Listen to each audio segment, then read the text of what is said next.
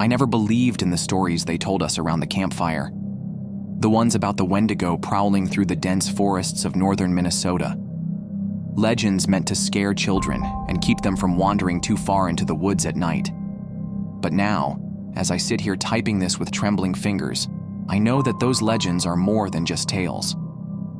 Last weekend, my friends and I decided to spend a few days in a remote cabin we'd rented.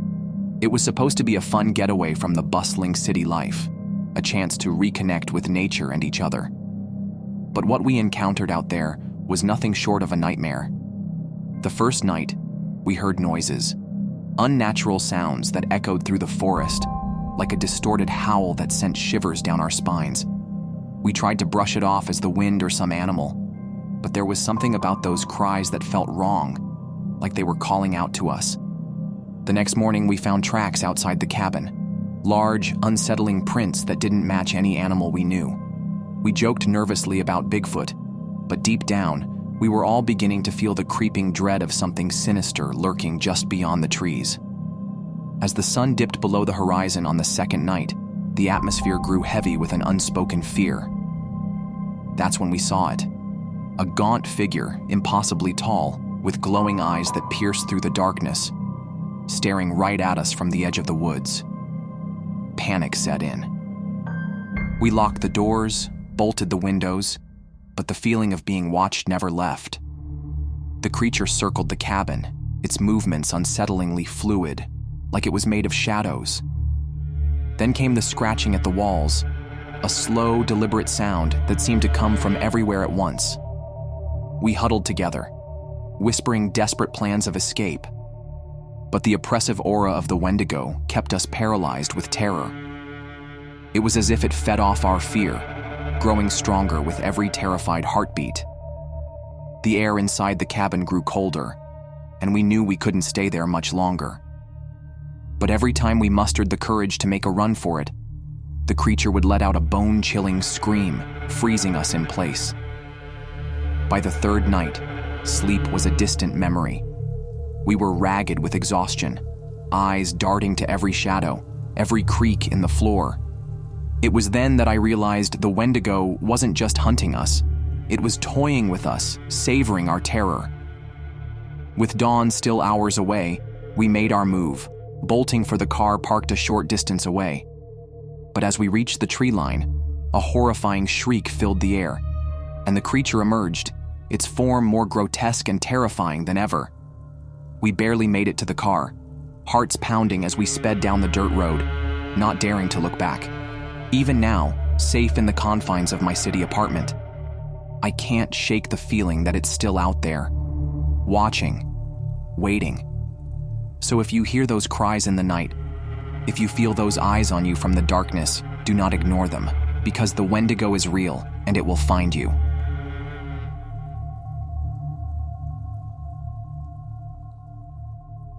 I never thought I'd be one of those people who could be convinced by a story, let alone a legend.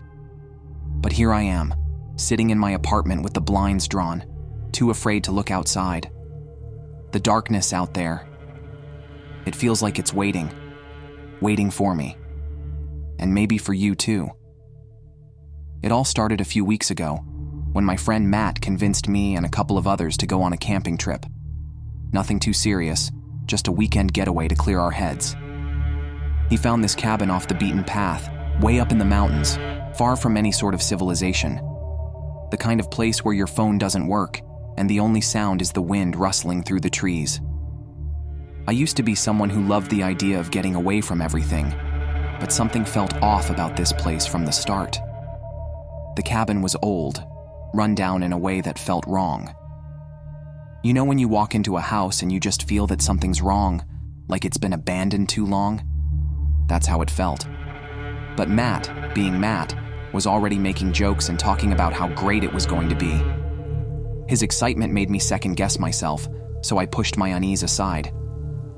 We got there late in the afternoon, just as the sun was dipping behind the mountains, casting long shadows over the land. The air was thick with silence, the kind that's deafening. We unloaded our gear, got the fire going, and tried to ignore the heavy feeling hanging over us. The first night, things were normal. At least, normal for camping. The fire crackled and we joked about how old the cabin looked. We tried not to think about the unsettling feeling in the back of our minds, the way the woods seemed too quiet. No animals, no rustling, just the whispering of the wind. It was almost like the forest was holding its breath.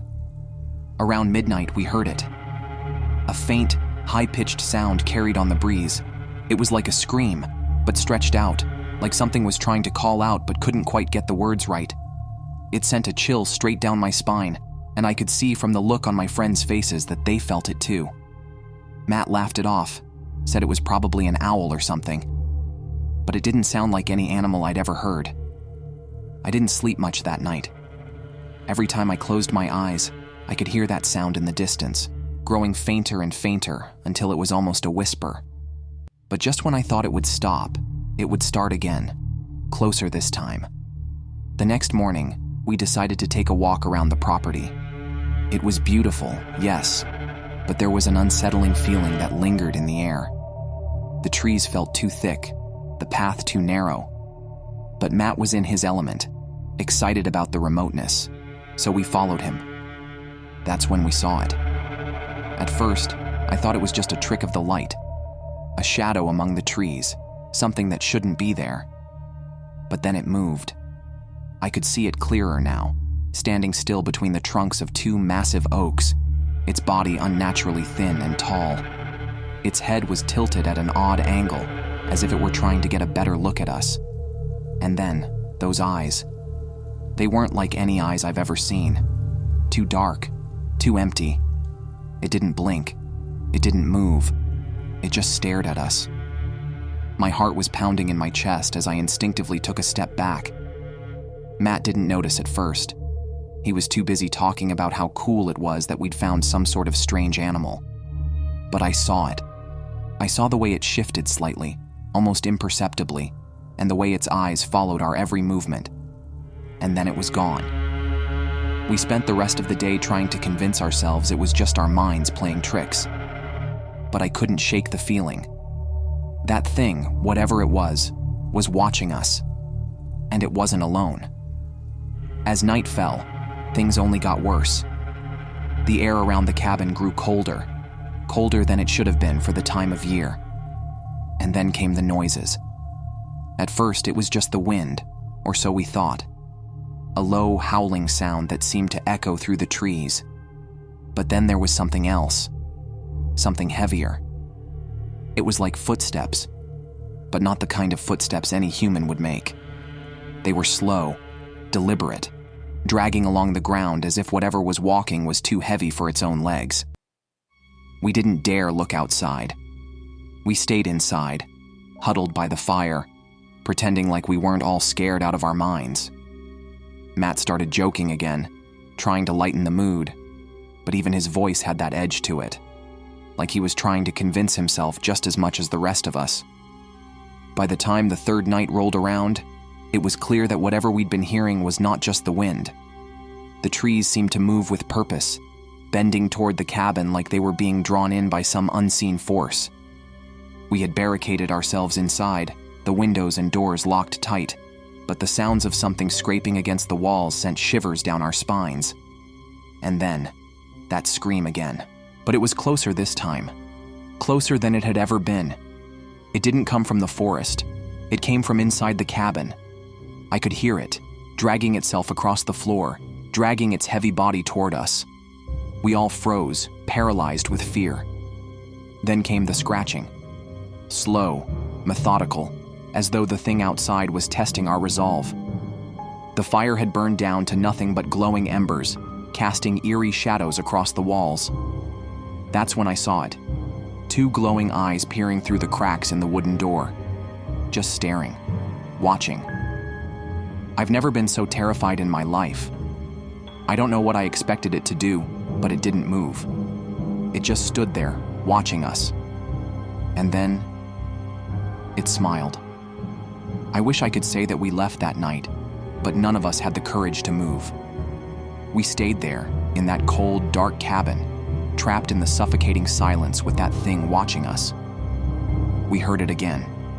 That dragging sound. closer this time. And then we felt it.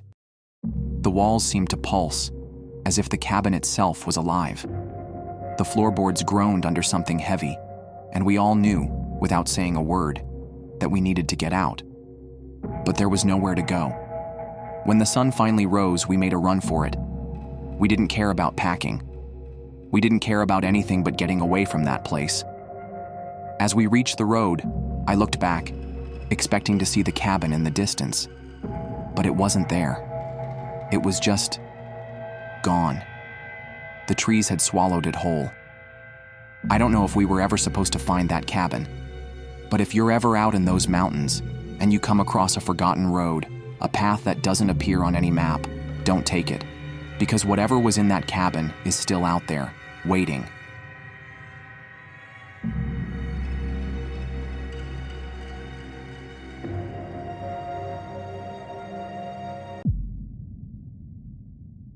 I've always been skeptical of small-town legends, the kind that linger in whispers around diner counters or are passed down to scare kids into obedience. Growing up in rural Kentucky, you hear your fair share of stories about ghosts, witches, and cryptids. But the one that stuck with me was the tale of the watcher in the windows. The story was always the same. If you were alone at night and felt the urge to look out your window, don't. Especially if you heard tapping. It wants you to look, my grandmother used to say. It feeds off attention, and once it knows you've seen it, it doesn't leave. For years, I brushed it off as folklore, a way to keep kids from scaring themselves by staring into the dark. I mean, who hasn't spooked themselves with their reflection in a window at night? But 2 weeks ago, I learned the truth. I was house-sitting for a friend in a small, secluded town a couple of hours away. It was one of those charming old farmhouses, creaky floorboards, antique furniture, the works. She and her husband were spending a week in Florida, and I figured a few quiet days away from my hectic city life wouldn't hurt. The first couple of days were uneventful, peaceful even. I spent my time reading, sipping coffee on the porch, and playing fetch with their overly energetic border collie, Daisy. The first night I noticed the tapping. I was lying in bed. It was faint, almost imperceptible, like a branch brushing against the glass. At first, I thought it was exactly that. The wind had picked up earlier, so it made sense. But as I lay there, I realized something. There were no trees near the bedroom window. I ignored it. Told myself it was probably the house settling or some other perfectly logical explanation. But when it happened again the next night, a cold unease settled in my chest. The tapping was deliberate, rhythmic. 4 taps, a pause, then 4 more. I didn't look. Instead, I pulled the covers over my head like a scared kid and forced myself to sleep. The next morning, I checked outside the window, expecting to find, I don't know, something. But there was nothing. No branches, no overhanging wires, just grass and dirt. By the 3rd night, I was convinced I was imagining things. I'd even started to laugh at myself for being so paranoid. That's when Daisy started barking. It was a low, guttural growl that I hadn't heard from her before. She was staring at the front door, her hackles raised. I tried to calm her down, but she wouldn't budge, her gaze fixed on something outside. My heart was racing as I peered through the peephole. Nothing. The tapping started again. This time, it wasn't at the bedroom window. It was coming from the living room. Tap, tap, tap, tap, pause. Tap, tap, tap, tap. I froze. I wish I could say I stayed strong, that I kept my cool and ignored it like I had before. But I didn't. Against every instinct screaming at me to stop, I turned toward the sound and looked. The window was empty. Relief washed over me, but only for a moment. As I stepped closer, I saw it. A faint outline pressed against the glass, so faint I almost missed it. It wasn't a reflection. It was outside. The shape of a face, elongated and unnatural, with eyes that seemed to glow faintly in the dark. It didn't move, didn't blink. I stumbled backward, nearly tripping over the coffee table. Daisy was barking like mad now, pacing between me and the door. I grabbed my phone and called my friend, half hoping she'd laugh at me and say, "Oh yeah, the house is haunted. Forgot to mention that." But when she picked up, her voice was serious. "Don't look at it. Whatever you do, don't look again." Her tone sent a chill down my spine. I told her what I'd seen, and she went quiet for a moment before whispering, "It knows." "What does that mean?" I demanded, my voice shaking. She hesitated before saying, "I didn't want to tell you, but the house has a history. The previous owner talked about something like this, but we thought it was just a story. Something about a figure that appears at the windows if you're alone. Once you acknowledge it, it doesn't leave."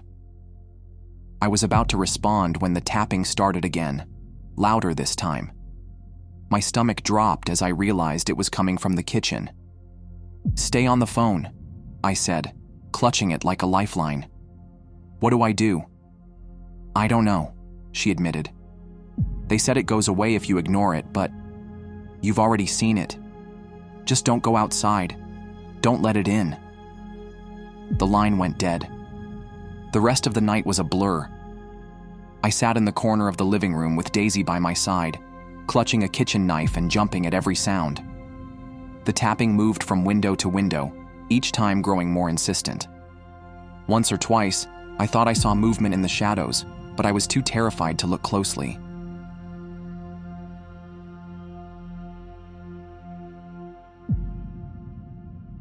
The forest doesn't feel right anymore. That's what the old-timers in town say when the topic of Cedar Hollow comes up. They lean in close, their voices dropping to hushed whispers like they're afraid the trees might overhear. Most of them have long since stopped hunting or hiking out there. They'll wave it off as age or bad knees, but you can see the truth in their eyes. Something happened to them in those woods, something they won't or can't talk about. A month ago, we found out why. It was supposed to be a weekend getaway, just me, Chris, and Tasha. The three of us had grown up together in a small town nearby and thought it'd be fun to rent a cabin out in Cedar Hollow. Chris, ever the planner, had found an old place online for cheap. Dirt cheap. Tasha joked that we'd probably get murdered by the owner, but Chris laughed it off. "It's just a little rustic," he'd said, showing us the listing. Besides, a few nights in the middle of nowhere sounds amazing. No distractions, just us and nature. Nature, it turns out, had other plans. The cabin wasn't much to look at when we arrived. Faded wood siding, a sagging porch, and windows so grimy they barely let the light in. It looked like it hadn't been touched in years, maybe decades. Inside was worse. The air was thick with the scent of mildew, and the single light bulb hanging from the ceiling flickered like it might give up at any second. There were scratches on the walls, long, jagged marks like someone had dragged a knife across the wood. Tasha noticed them first. "What kind of animal could have done this?" she asked, running her fingers over the grooves. Chris shrugged. "Bear, maybe?"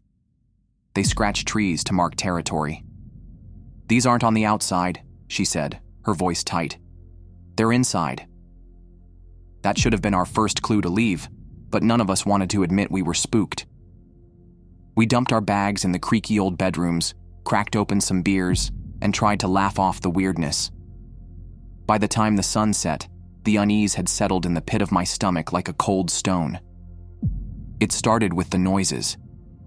At first it was subtle, branches snapping in the distance, faint rustling in the underbrush. Normal forest sounds, we told ourselves.